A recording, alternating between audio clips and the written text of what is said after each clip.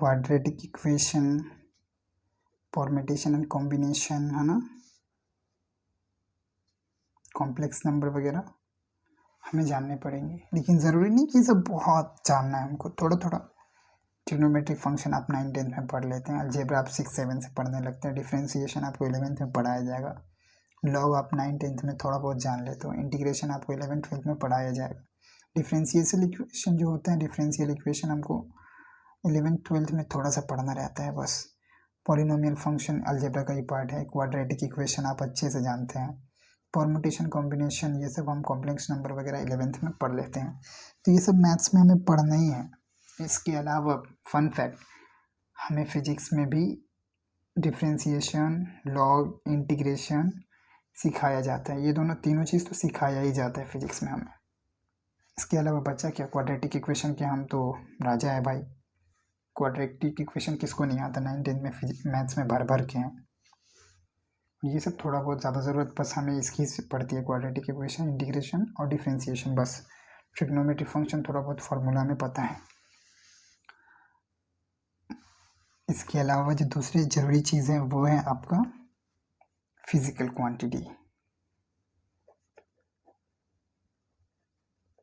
ना। Physical quantity क्या है, याद कीजिए, जब आप 9th में फिजिक्स पहली बार पढ़े थे तो आपके पास जो है बहुत सारे नए नए टर्म्स आए थे। For example velocity, acceleration, energy, speed, distance, displacement वगैरह वगैरह। तो ये सब जो है टर्म्स, ये क्या है, यही फिजिकल क्वांटिटी है, कोई नया बात नहीं है। इन्हीं को फिजिकल क्वांटिटी कहते हैं। और इनके नाम तो आप पहले से जानते हैं। इनके बारे में हमें क्लास 11th में पूरा एक चैप्टर ही पढ़ना है। जब हम ये पढ़ेंगे डायमेंशंस के बारे में तो उसमें इनका पूरा जिक्र है, और बहुत आसान चैप्टर है, आप चुटकी में कर लीजिएगा, है ना।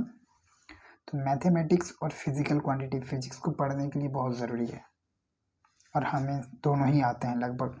जिनको नहीं आता सुधार लें। इनके अलावा तीसरा चीज़ है एक्यूरेसी। एक्यूरेसी का होना फिजिक्स के लिए बहुत ज़रूरी है। जैसे आप एक सिनेरियो को अनुमान लगाइए कि आप अपनी लेबोरेटरी में हैं और कुछ एक्सपेरिमेंट कर रहे हैं। अगर आपका जो स्केल है उसमें थोड़ा सा गड़बड़ हो गया और आपने नापने में भी थोड़ी सी गड़बड़ और कर दी, तो वो गड़बड़ जुड़ करके बहुत बड़ा आपका मतलब पूरा एक्सपेरिमेंट ख़राब कर सकता है।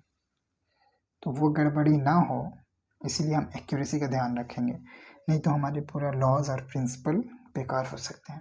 तो फिजिक्स को पढ़ने के लिए एक्यूरेसी का बहुत बड़ा योगदान है। चलिए, धन्यवाद।